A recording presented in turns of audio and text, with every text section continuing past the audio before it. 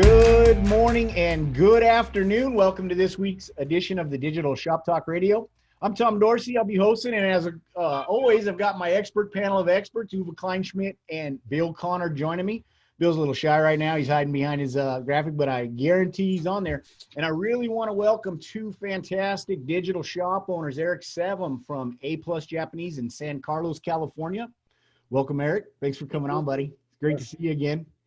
And Don Stewart from Cookeville. Am I saying that right? Is it Cookeville or Cokeville? It is Cookeville. Cookeville, Tennessee. Yes. Yeah, and it's a Cookeville Tire Auto. So, you know, fantastic. And been with us quite a bit, maybe going on about a year now. And gosh, I think Eric's even a little younger than that, to be honest with you. And so we really wanted to have you guys on to talk about some of the best practices, because we can see the adoption rate in your shop. We can really see how when those best practices are kicking in, you know, it's getting those results. And so we'd like to get you guys on. And what we're going to be talking about as far as best practices go is some real to-dos and don'ts, the kind of the do's and don'ts at the front counter for your service advisors to really be able to kind of do more in less time by following what we like to call the Amazon rule. We talk about it a lot, but in today's episode, we're going to get down into the nuts and bolts and show you kind of exactly where you need to make some changes, or at least consider changing some process steps and adding some best practices in, and really what it means by that best practice. Because, you know, we'll talk about, you know, there's one thing to edit a picture, but there's another thing to edit it correctly, right? And to really do the most that you can do to make it simple for the customer to make a decision. That's what we want to talk about today. Actually, Uwe's got us prepared some fantastic graphics that we'll be posting up. So, you know, get subscribed. That way we get it straight into your inbox. You get the recording, you get all of the collateral that we create, the how-to guides that we're building for you. And then if not, you're going to go find it. We'll post that up where we post our recordings, and also on the Facebook forum. So get registered there. Kind of a long intro, but really excited to have you guys on, and let's just kind of jump right into it. We're going to have a hard break at the top of the hour. So, you know, I'm sure we're going to be having a kind of a lively discussion going on, and we'll push that straight into Facebook after the show. So if there's any questions that don't get answered, don't worry, just ask them up on Facebook, and we'll carry on that conversation at that point.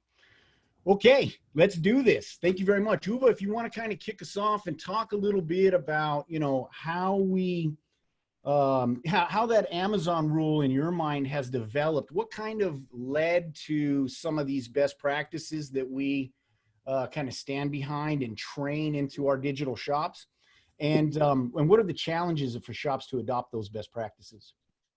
Thank you. Thank you. That's probably the most interesting development in the last 3-4 years, as far as I can tell, and it all, we call it the Amazon rule because it looked like Amazon was the trailblazer for all this new behavior online. I mean, is there anybody not buying on Amazon? I mean, they have become the gorilla in the market. I'm waiting on my delivery right now. I'm just getting my update. And so why are they so successful? Started with books, if you remember. And a book, you can pretty well, you know what you want, probably. You go there, you select it, you get it shipped, right?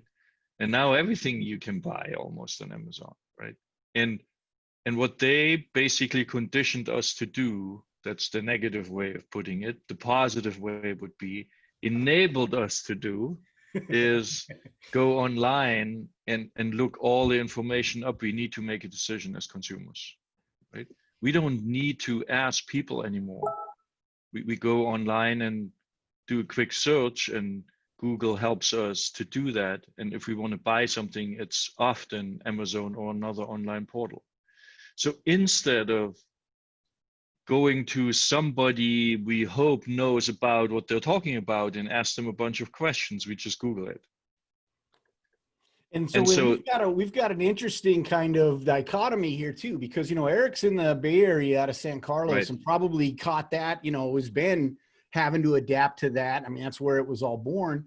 And Don's in Tennessee, you know, and I'm not saying Don's out in the middle of the sticks, but you know, from a technology adoption perspective, you're kind of going to adopt to your market. Yeah, Uva? Right. Yeah, I'm going to say, hey, I get more requests for text messages. I'm getting more of this, you know, can I book an online appointment? Or the guy offering the online appointment has a full parking lot. What the heck am I doing wrong? And so, Eric, how did you kind of have to adapt to that? I'm sure a lot of that stuff you started to pick up, and there was no real solution in the market available for you. You just had to kind of to wing it and figure it out. Yeah, I think we're fortunate in that respect to be in that technology kind of center. I mean, backtrack maybe 10 years, we were taking digital photos with like a camera, a real camera, or, you know, digital camera. And then we'd walk the card into the office and upload it and then email the photos. If I was smart at that time, I would have figured out how to create a business around it. Regardless, yeah, no, I think we just constantly seeing what's the best technology out there. How can we utilize it? But it's all in the spirit of how can we just give better value to the customer? And I think, yeah, to speak to Amazon, like they give you 5 pictures of whatever you're looking at. They give you all the specs. I mean, all the information's there. That's all we're trying to do too, is give all the client the information, and then it's their decision if they want to move forward or not.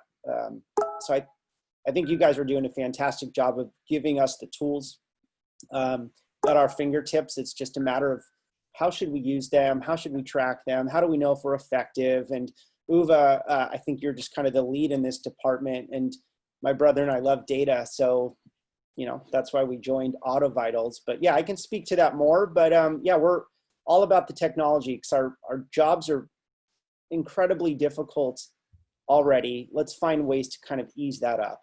Yeah. And if I may add one thing, no matter how far you are on the technology adoption cycle, there's one thing everybody loves, no matter what, and that's transparency. Right? We all love data in some fashion, where ideally it's a third party, right? So there is some flavor of that's an independent authority giving me the data.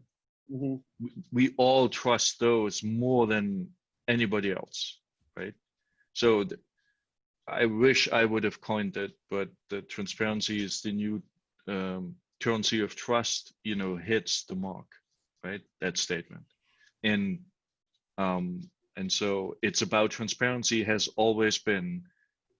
No digital around, you brought your customers to the back and showed them the car, right? That was transparency right there. So no matter the technology adoption, transparency rules in my book. Sure. It's just faster and easier and more convenient to do it with the digital way.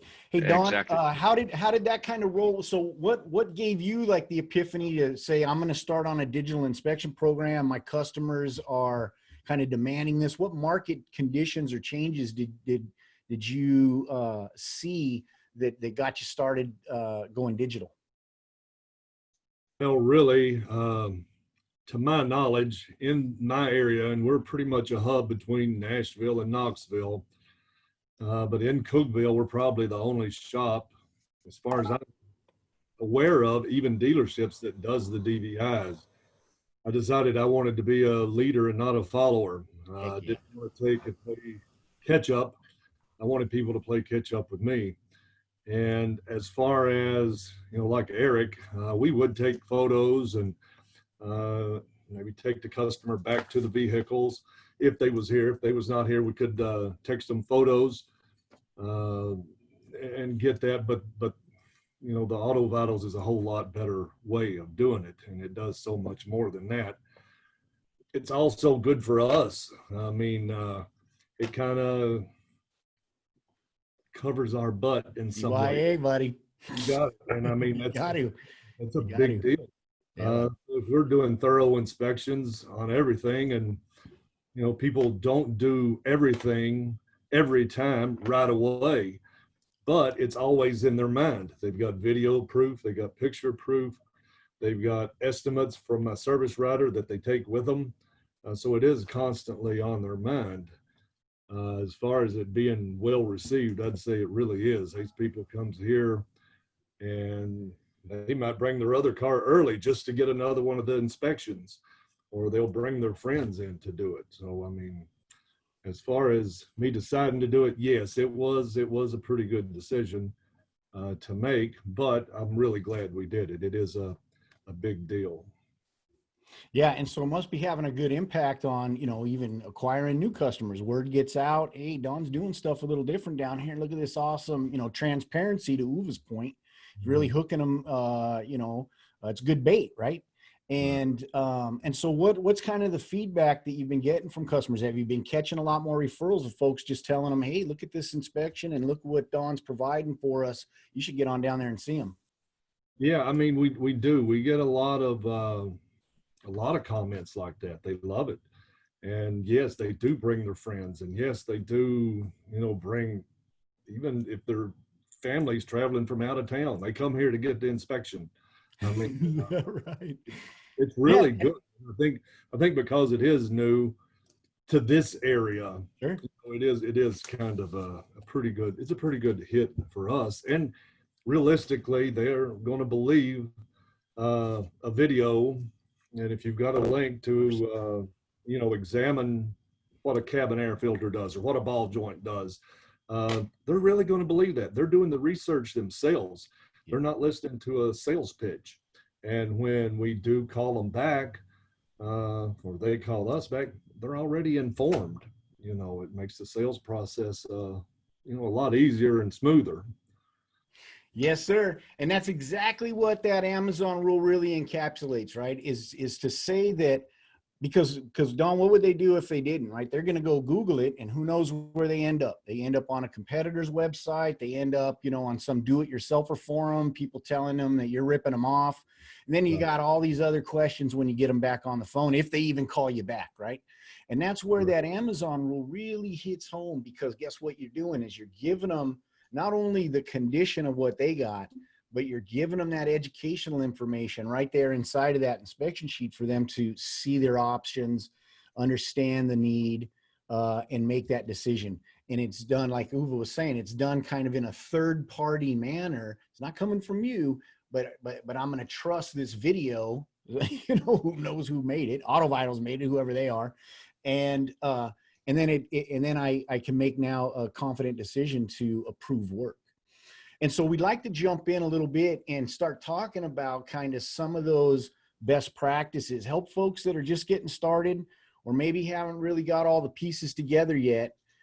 And because, you know, if I go in and I look at Eric's data and I look at Don's data, I mean, you can really see that picture edit rate starts and that ARO starts to climb. And it's not a spike. It's a consistent application, right, over months. And that's really where you want to start. And so Bill and Uwe, if you guys want to kind of kick us off, and we can go through this infographic, this kind of how-to guide of what to focus on. And then when Eric and Don, I really just want to get your feedback on, hey, that was a big issue in my shop. That was a challenge, or we didn't even do that, and here's why. Sound good? Awesome. Thank you, guys. Yeah. Bill, if you don't mind, I kick it off. So you see on the left-hand side, what Tom called the don'ts, and often you learn more from how not to do it than from how to do it. So I would really love to go through it, because it's a habit. What we're talking about are certain habits, right? So the one we encountered is, since time is so precious, a lot of shops did a quick visual inspection of the car and seeing whether there is something to gain.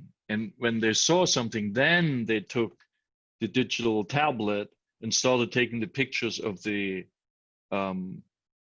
what I call cherry picking, of the things the technician thought can be sold by the service advisor, right? And that's not consistent.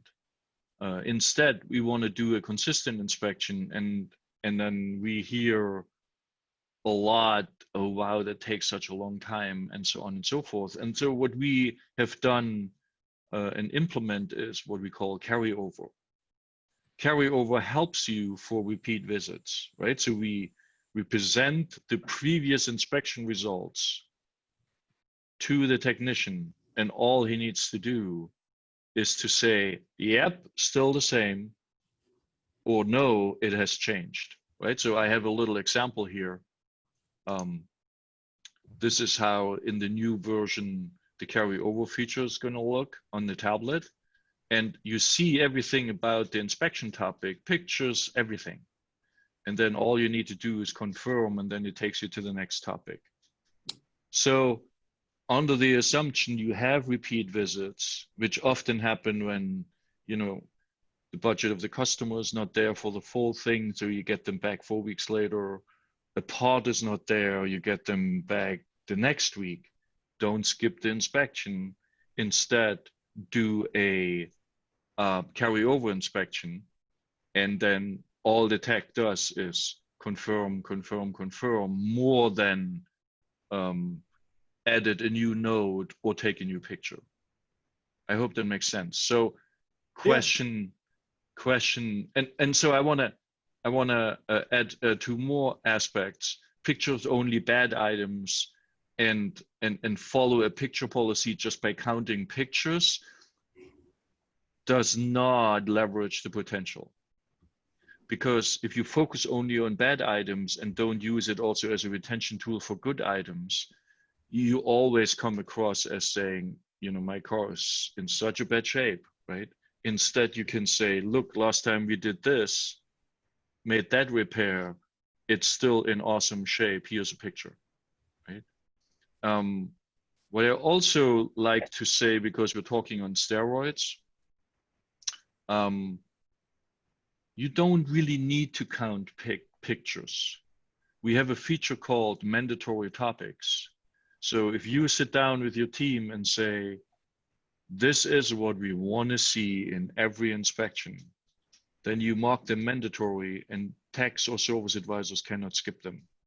So from now on, you don't even need to count pictures, because the inspection sheet as configured is telling the tech more or less what to do. Okay, lots of stuff. Let me summarize. The habit of cherry picking avoids consistency, backfires. Make sure the service advisor adds layman's terms and not technician lingo, because that's like me having our software developers talking to you. That's going to be a fun conversation about database queries and all that stuff only experts understand. So it has to be layman. And then to really support the consistency, we recommend use mandatory topics and use the carryover feature. Bill, anything to add? So that's quite a bit to unpack there. And so Yes. I really would like to start with Don. And because, you know what, when I'm in a high volume shop and I got a quick expected turnaround time, like if I'm doing tire and, you know, how do you, probably the visual inspection part is going to be part of your check-in process, right? How do you guys do the intake? How have you created a specific digital inspection for intake? And let me start out with, do you agree with Uva's kind of habits that need to be changed?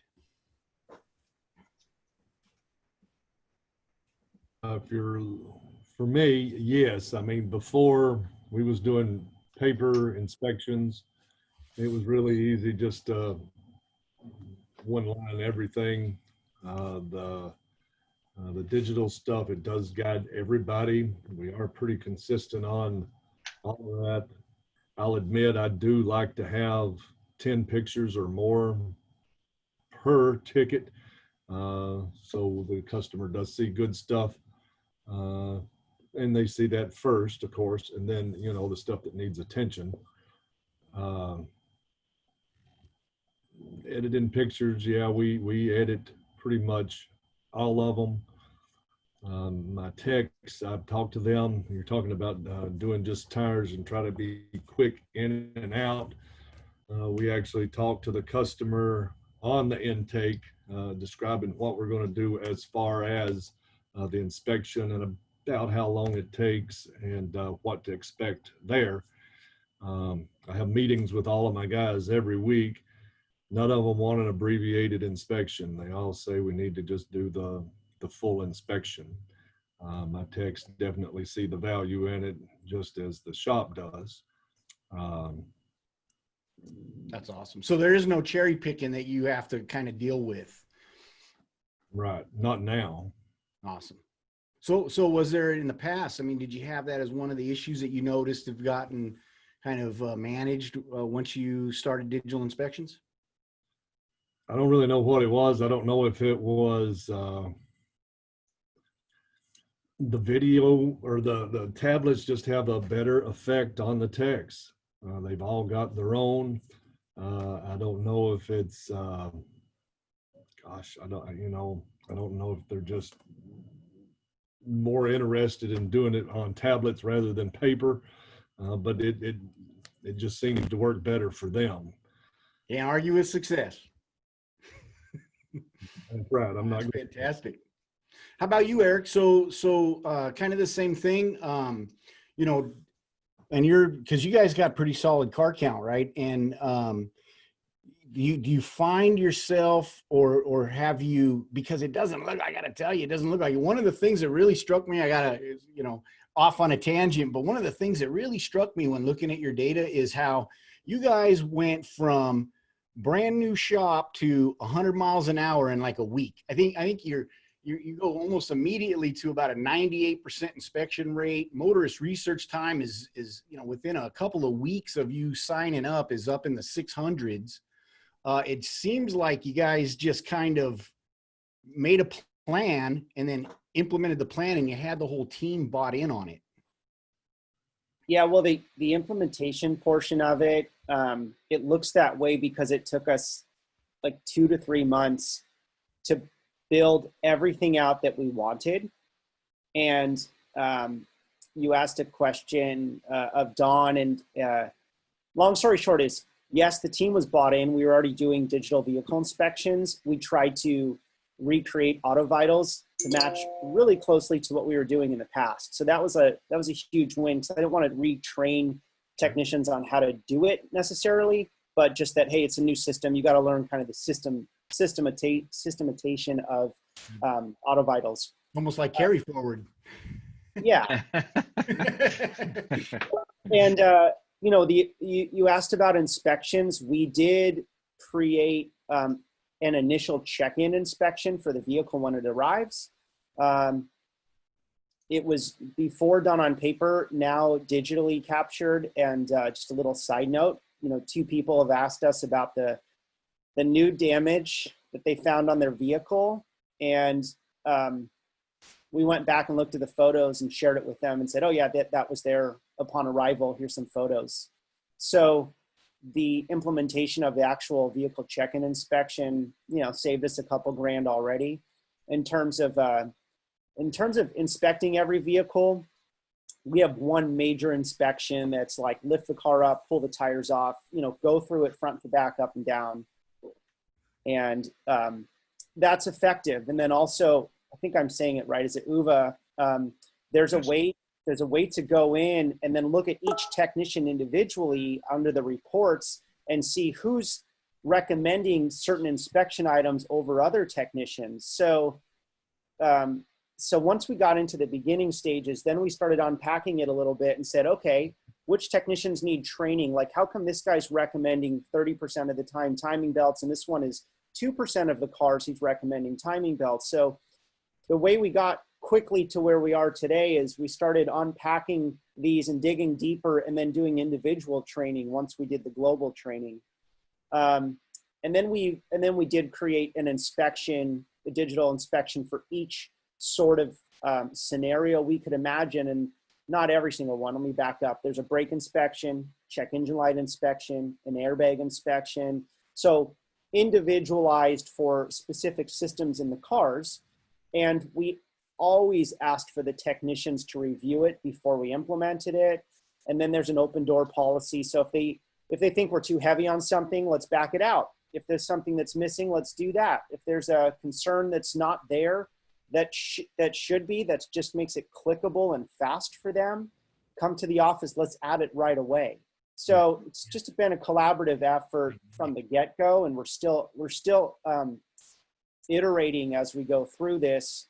And it's all, again, going back to like, how much value and transparency can we bring for the client? Let them make the decision. We'll just bring all the facts to the front. So before we get off on the next section here, I'd like to point out that when we're taking the picture of these good items, we want to make that default topic things that we can actually take good with the measurement. There's nothing more frustrating to the customer than going ahead and being able to see something decay over time and not understand it. So anything we can take with the measurements, so tire tread depth is good, antifreeze protection level, moisture protection. It might be your inductive battery tester to go ahead and show state of health of the battery. But a picture with a measurement is a hell of a lot better than just a picture saying good. No, that's a fantastic point, Bill. And because exactly that, it's good for the motorist. It's also good for you because now you got a baseline, you have something to measure against as time progresses. And it's going to just help you in that alignment with your customer to have them buy into and commit to your ongoing maintenance. The exit schedule shouldn't even be, a question. Honestly, it's the next logical step in the maintenance of the vehicle because of exactly what Bill said is we've gone in there and put the work in and made that and aligned on that understanding. Oh, real quick, I wanted to mention too, Eric, you got a cheerleader in there. Chris Maggard's in here rooting for you in the chat. And she's saying that you're one of the best process-driven shops she's ever worked with. And she's worked with a lot of them. And so that's high praise coming from Chris, and that you built your first standard operating procedure fully on your own and implemented it with the staff by doing, a lot of continuous meetings and feedback, bringing your shop on board. Great job, Eric. Not to mention you also implemented Protractor at the same time. So she's saying you like to bite off a lot. Yeah, my marriage almost ended, but we got it done. Like, wow. Yeah, and Ray Carr's asking about MAP guidelines also. I just wanted to throw that into the conversation as well, as how do you guys manage MAP? I know, Don, you're a MAP compliant shop. Eric, you guys MAP compliant? I'm not sure. What does that stand for? Risk assurance program. Yeah, it's I know you got It's an initiative. It's an initiative. It goes back to, I don't know whether you remember that, but California sued Sears long time ago, and as a result, the MAP program was created, which standardizes the inspection sheet so that motorists get a consistent inspection everywhere where MAP is being offered. Oh, right? So it's I've never heard of it, so I probably can't comment on that. okay. I think we've got some MAP inspections that folks have shared in the library too. Yes. So if you want to get, just go into the back end, go into your inspections tab, look in the library, and you'll see some MAP compliant inspections in there and get you an idea of what those topics are and kind of what the parameters are. When you think through your inspection sheet properly and you build the conditions in there where they actually drive the status and the recommendation, you can pretty much rest assured that you're going to have consistency that they're really looking for, that, a leak is actually something that's dripping on the ground and a seep is something that makes a stain. And if you build them into your conditions, you'll be spot on anyway. So again, the logic behind it is really solid, but we can actually, with our inspection sheets being so flexible, you can be spot on and adopt that process if that's what you want to do. If I may, I would like to ask Eric, it sounded like you invested a lot of time in individual education. How did you do that in terms of, is there a lunch and learn, or Yeah, was it after hours? How'd you keep your is it production? after, how do you keep the technicians happy in terms of pay and invest in training? I just do a lot of walking around the shop. So I do all my research, before hours, before operating hours. So I just Okay. get busy during the day. And then I'll bring it out to the technician and I'll just show them on the screen. And kind of the fun thing about that is it's not about me, it's about the Right. computer program. And, you know, and we say, hey, this is an area that we're curious about. Tell us a little bit more about how you're doing. So we do a lot of question asking and let them kind of come up with the answers. And it's been successful for us because we learn a lot. Like I just realized that someone was marking like see other notes. I think in the correction line or the concern line, it was saying see other notes. So it looked like 80% of the cars he was recommending wheel locks. And I was like, oh, you can't do that anymore. That's triggering something, right? So we learned stuff as well as training with the technician. So we've done that. And then every day we were having conversations at the beginning, Uwe. Now it's a weekly, on Sunday, I'll put together all my notes based on the BCP page. And then we go ahead and send it out to all of our staff. They have time to review it. And then we have a Wednesday meeting that we discuss the previous week's data points. And they're not always good and they're not always bad. We're still learning. I'm looking at your screen share here, and there's things where Right. I just took notes next to me and I'm like, oh, we could execute on that. And the bottom line is we just chunk it out like 1 week at a time, one project at a time. There's no other way to do it. It's overwhelming as it is. And I think that's what we're trying to take it a week at a time to answer your question. That's cool. And do you have any incentive built in, or is it all goodwill, teamwork? There's no financial incentive. Okay. It's more of like, hey, this is a best practice. And if you don't think it is, let's have a conversation about it. And I think that's where the buy-in comes from, because they get to be part of the process. But me and my brother own the shop together, and we're just highly engaged with the staff, not micromanaging, but more just saying, hey, we're here to discuss it. Let's make it work for you and for us, and ultimately for the client. So that's been kind of our MO from the beginning. Thank you. Sure. Don, Teamwork. how do you train? I mean, you do shop meetings. Is that also when you do the training? No, really, I do one-on-one meetings with all of our techs and service writers every week and take suggestions from them, give them suggestions. They got a problem with anything, you know, that's when we address it. As far as training, gosh, all my guys has been here several years. They'll range in age from mid-20s to 40, and they always just excited to be on board with it, period. They was ready for a change. It makes a substantial amount of difference in their paycheck every week if they do Right. the job right. So most all of the training that they've done is on their own. You know, I provide them the location to do it. They can do it at, you know, their own leisure, but they have done it pretty much on their own time. But they know what the bottom line is their pay. Yep, that money's a motivator. Yeah. All of a sudden I'm coming in early and I'm staying late.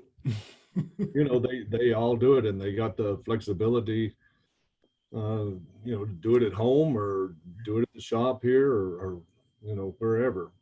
Yeah. But everything seems to be doing pretty well there. Uwe, one note on the training. Oftentimes the training is more of a, hey, this is what we expect, something like this as an example. So for brakes, for example, right, we put the measurement on there. You have a little gauge where you touch the brake pad and then you get a really good photo of it. And the brake gauges are green, yellow, and red. And so we'll give them one or two examples of what the expectation is and visually show them how the customer will see it, visually show them how the service writer sees it. So we try to give them full picture into what their actions ultimately end up in. And we find that that's incredibly helpful versus maybe just doing some random training here and there. We like to share the whole story, being transparent, going back to the beginning of all this, and how their actions, will really help the shop and ultimately help bring work back to them. Right. That's what this is all about. Mm-hmm. Thank you. Mm-hmm. So let's talk picture editing, because I really think this is one of the most critical, it's the easiest to skip when you're busy. Right. And it's in my opinion, is absolutely the most critical step that you can't skip.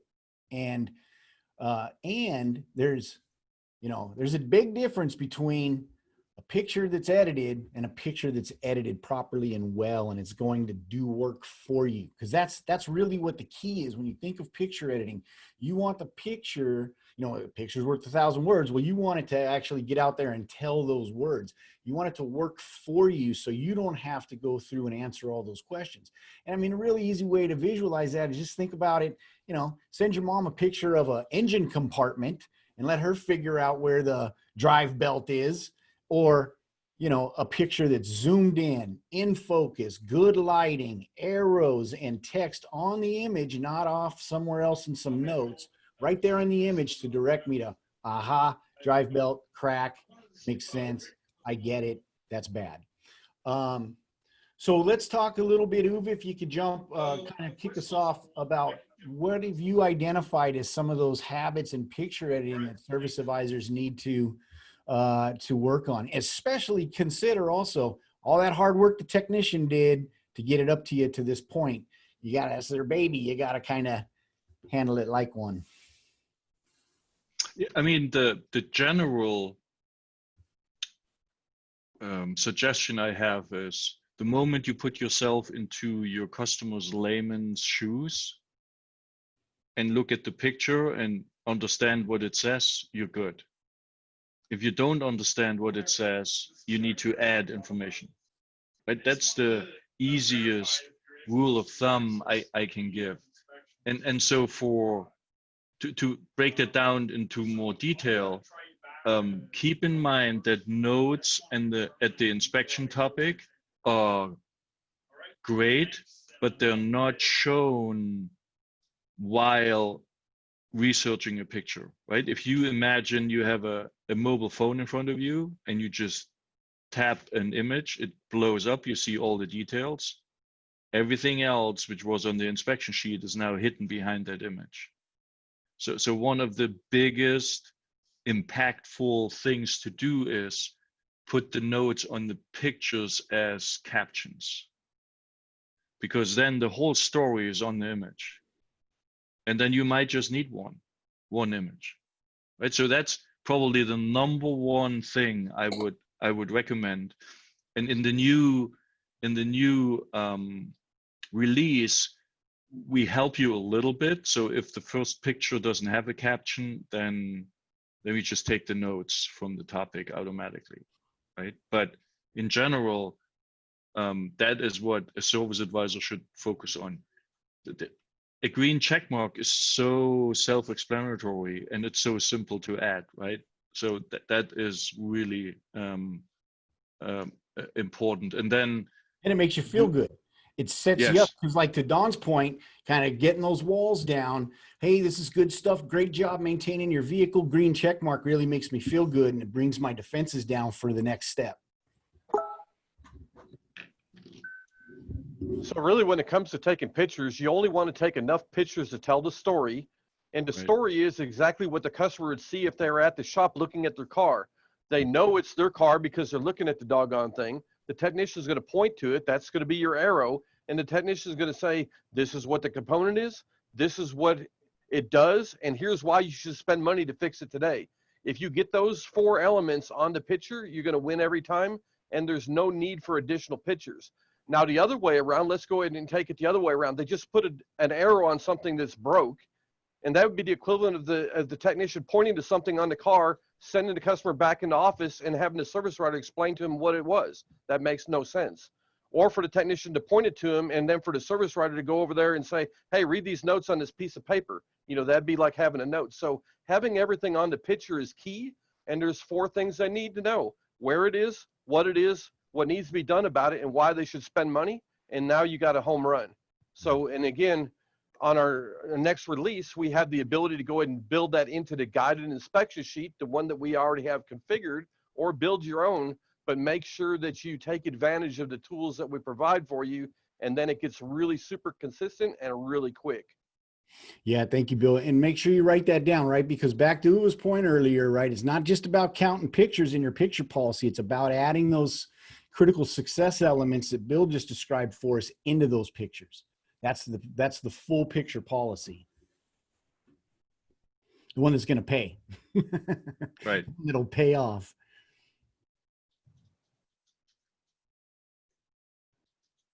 Eric and Don, any additions, or would you? All right, and are you guys following those best practices already, or are you learning stuff?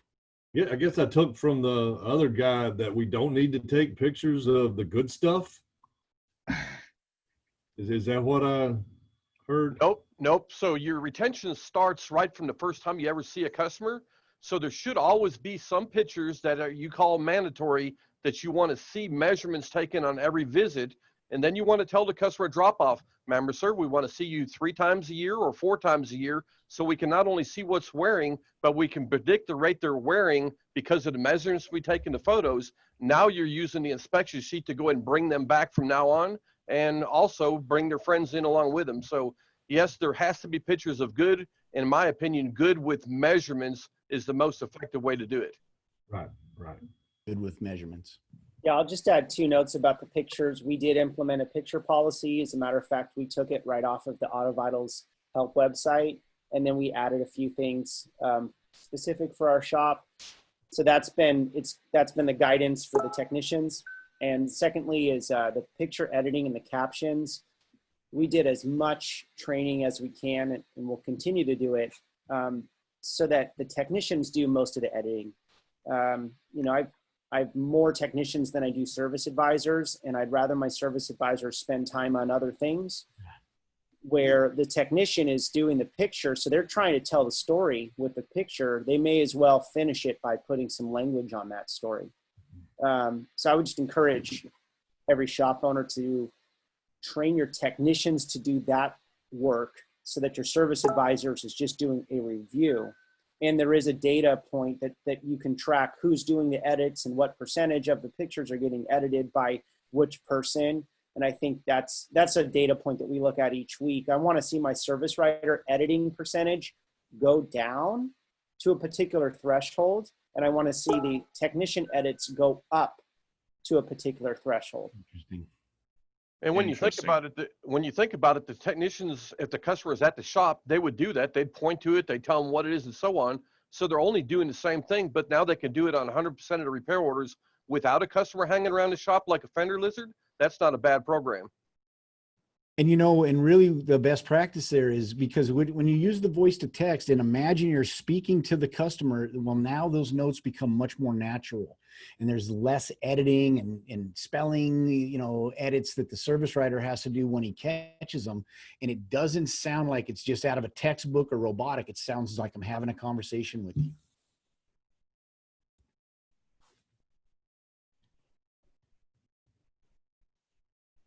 Cool. So Terry Scafidi real quick is agreeing with Eric, saying that they do the same. It's the tech story to tell, and we are fortunate with our tech's ability to articulate well in layman's terms also. And Carlos Contreras is asking Eric, how much did your sales increase in your ROA with the digital inspections? What did your shop do in 2019? Yeah, so we were told that our average RO would increase 20%, and I was like, no way. Because we thought we were doing a great job. And by fine tuning this, and again, we're, I think, maybe 3 or 4 months in, we're starting to hit our stride, and we're up 20% of where we were before. On the average RO, we've done a lot, but I attribute most of that to the Auto Vitals program. And how much did my sales increase? You know, part of this COVID-19 shutdown is like skewing my data as well, but we're looking at it from anytime we look at data, we look at what the control is, like, you know, auto vitals, average RO, time spent by the client reviewing, and the number of edited photos, right? Those all, like, you can see if there's a problem with the data. So you have to look at a couple different points, but I would say, yeah, we went up over 20% on the average RO. And what did your shop do in 2019? That's a kind of open-ended question. If you want to clarify, I can answer, but what I will tell you is that we did have different software platform. We were doing digital vehicle inspections. It's just, we didn't have the data behind it to support like better decision-making process. And we also didn't have that like send report, then wait 20 minutes, then follow up. And we didn't do a good job of alerting the client of what the process will be like for the day. So some of those like just really solid fundamentals that that Auto Vitals has put together for us, we've implemented that, and I think a lot of that has to do with the success. And we didn't pay him to say that. Oh, yeah, we paid him in success. Yes. But you know, that's the thing, right? And we've heard the story. It takes the commitment. It's not a toaster. I say it all the time. You can't just plug it in, push down the button, and expect, you know, some crispy bread to come out and everybody have breakfast. Well, Tom, here's the thing, Tom. I told you guys we spent 2 to 3 months before we even started just to get this thing, you know, in our eyes, just build it out for our shop. So you're absolutely right. If you invest the time in, you're more bought in, everyone's more bought in. And then we went back and talked to Chris Maggard, who was like our coach, and she coached us through where to look and then best practices. And this, I mean, talk to me in a year and we'll talk about more success. Yeah, buddy, we will be. And, you know, and to the point, you know, and I'm not trying to brag, and I'm not trying to, you know, and the you know, the other digital inspection that you had, it shall remain nameless, but you guys were already running digital inspections and you're able to build and increase on that. And a lot of the stuff that you're talking about, yeah, we offer some, you know, different functionality and different features, and but that data, which you're talking about, that's how we understood the Amazon rule to begin with, was by looking at the data of the results of the shops that are using our digital inspection, and then thinking about how to improve that. And some of it is just best practice, has nothing to do with the technology. It's how you apply it. Yeah. But we came to those conclusions by working with guys like you and looking at that data that's available, that we make available to you. So if we can figure out things, and you know what, Bill's a great, you know, shop operator, and we've had plenty, but I don't know, how many shops have you worked in, buddy? You know? And so it's really being able to see the problem, looking at the actual data to determine what the solutions may be, and being a risk taker and just throwing it out there. You know, Uwe loves to tell stories, and I love to hear him, boy, especially when he first met like Mitch Schneider and some of these guys, where he just walked in and said, you know, hey, I'm kind of a fanboy of auto shops, and I don't really know a wrench from, you know, an open end from a box end, but I want to help. And that's really how it culminated. And through the analysis of that data, we come to things that, thank you, are proven as best practices if you change those habits and you implement them. And some of them might sound crazy, but the proof is in the pudding. And if other folks are having that success, you know, don't reinvent the wheel. Don't sit there and try to deny it. Get on the bus. Right. Oh, Dustin just gave us a 10-minute warning, and we're about halfway through. But before that, I want to, Stephen Kosas is saying, will this webinar be available for later viewing? So again, folks, we posted up at, man, I'm going to butcher. Dustin, help me out, buddy. What's the link now? Is it help.auto? autovitals.com/radio. Yes. autovitals.com/radio. There's a new look to it too. You guys are going to like it. So, yes. And then, hey, Stephen, too, we're also going to email it to you tomorrow. Okay. So yeah. We'll send you all the links too. And I'm going to put a link to it, all the previous episodes right now into the chat. Okay. Yeah, appreciate you having on, coming and joining us, Stephen, no doubt. Carlos is saying he agrees 100% with the technology is great, but it will not do any good if you don't do great picture taking inspections with great explanations. Let the inspection do the educating. When our customers call back after reviewing the inspections, it's just a matter of choosing what it is they want to do today. And then you're set up for what they're going to do when you get the exit schedule at pickup and they come back. I mean, it really is, that's the progression. It's what are you going to do today? What are you doing tomorrow? Yeah. Thank you, Carlos. Awesome. All right, guys. So we're down to 10 minutes. Sorry, and I know I've been rambling. Let's, I don't want to miss out on these last topics because they're very important. So let's make sure we get them onto the show so we get them into that recording. So next up is motorist engagement. I mean, is there anything that we missed on picture editing or anything that Don or Eric, you guys want to add? What the heck? I'm sorry. Shouldn't click on my screen. Cut this out, Dustin. So, motorist research time, Eric said it already. We as consumers want to take time to research our options. If we have somebody whispering in my ear what I should do, I feel kind of taken aback. I want to do the research on my own. Most of us want to do that, right? So that's why we came up with this rule, and it's not that we, just made it up. There's a long, research and working with shops behind it. And so in general, the simple rule is send out the inspection, and then this 20-minute timer starts ticking down. And this number starts counting up. And then you just wait for the motorist callback. And if that's not happening and the 20-minute timer is up, then you call. And then you mark with this drop down what the status was, right? If you had to call, you say, and you leave a voicemail, then you say left voicemail. If the customer called, you use this, or you called the customer successfully, use this. So this way you can actually let everybody know what the status of that customer engagement is. Very simple. And then fix it right at the drop. Then you just know, hey, if I'm having to leave a lot of voicemails or I'm having to call the customer, they're not kind of getting the program. So we got to tighten it up at the drop on setting expectations on what to do when the inspection comes. And then you should see more customer called me. Right. Can I ask a question about that drop down left voicemail I called customer? Yes. I haven't used the new system yet, but can we click more than one? That's a good point. More than one? No, we have one option. We have only one option right now. Okay.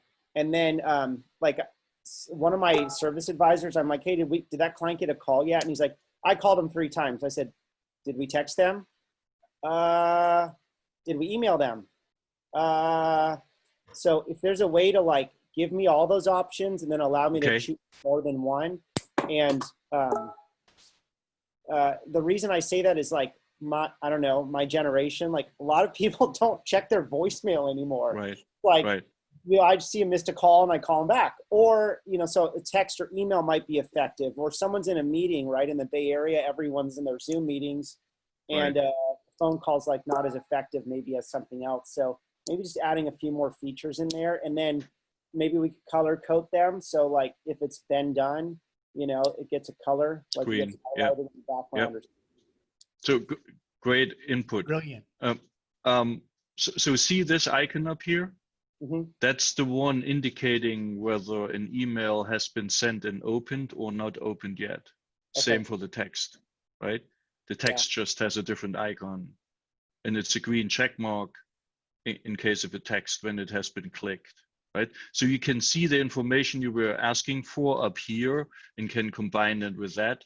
But I agree, if we can just combine them all into one and then show the end result in up here, that's just one place where you have to put your eyes on. So we'll take that into consideration. Thank you, Eric.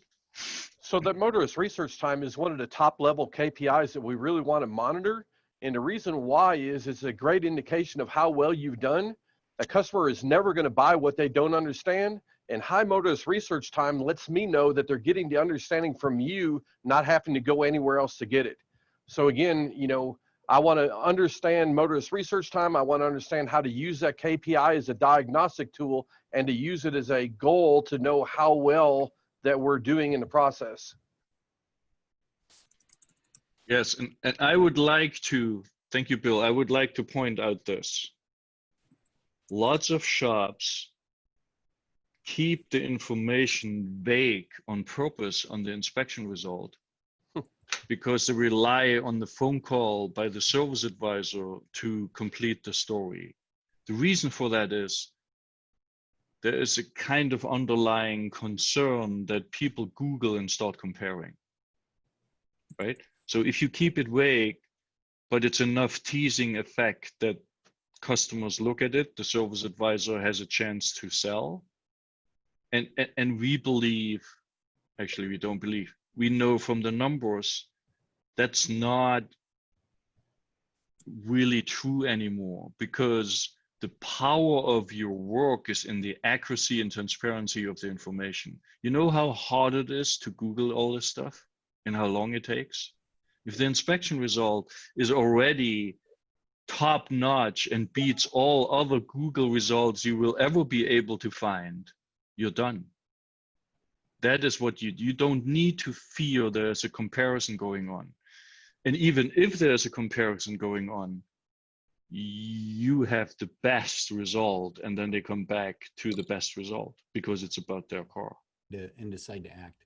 And a simple way to really think about that, if the customer is at the shop at the side of the car, you're not going to let them phone a friend or Google it. You're going to explain it to them right there. So why would you want to do anything different in the digital world? So again, you know, think about the logic of what you used to do and transfer that to the digital world, and then you're going to be in good shape in a really quick manner. All right, we got 4 minutes real quick. So we got to get in at pickup at least. We want to get that in here. And real quick, Terry Scafidi had put into chat, she had kind of an old school solution, the analog solution to Eric's request is she said she took a label maker and just wrote text, text, text and stuck it on the monitors. Or he might pin it to their shirt. All right, let's talk pickup. Yes. So in pickup, we have already something, and let me go to a real shop that probably is the easiest to do. So here, I hope this is big enough. Let me point at it. You can actually say and configure what will be the recommendations for your next visit. In other words, what portion will show up in the service reminder. And you can configure that here. You see that's a tons of options. The time is not enough to explain every single detail, but there is an help.autovitals article about it. Maybe Dustin, if you could find it and put it in chat, we will definitely post it on the Facebook forum. As a quick advice, if you use a point of sale system which supports declined jobs, that's the number one thing you would check. And by default, we also put all future attention topics on the reminder. So how does it look? You have then a give me, oh wow, I just could see. Oh, I just wrote down your password. I'm gonna sell it. You just showed a new feature. So let's look at maybe an already finished one like this one and go to the CRM next visit. That will show you what items, declined jobs, future attention, or CRM recommendations will show up in the reminder, and we recommend you use this tab to educate the customer what will be in the reminder, right? It's setting the stage for the next step. So in this case, for this customer, it's a bunch of future attention items, right?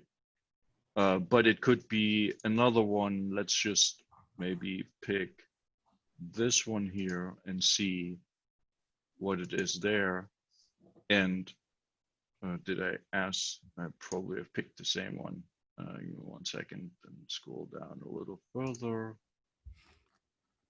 Hey, while Uva's finding that before, because we're going to have a hard break right now, Eric, Yes. Don, really appreciate you guys coming on. It's a fantastic show. I think you helped a lot of folks today. Really good discussion. Thank you. So here you see point of sale recommendations as well, and future attention, right? So this is the place, the CRM Next Visit tab, where all the recommendations which will show up in the service reminder are visible, and the recommended practices before you let the customer go, you click on it and show him this is going to be pending, and here is the next due date. You will get a reminder with this content. And 9 times Setting out of the 10, stage. 9 times out of 10, when you go through that, they're going to say, hey, you know what? Let's not go through all that drama. Let's just get us onto the schedule right now. And that's how you capture that exit schedule. Tell Right. the story, what's the expected. Let's, you know, you're going to get the reminders anyway, but get them on the schedule at pickup. All right, we got to get, thank you very much. That was an awesome show. Thank you, everybody. Thank you, Dustin, Bill, Uva, Eric, Don. Thank you. Next week, same time, same place.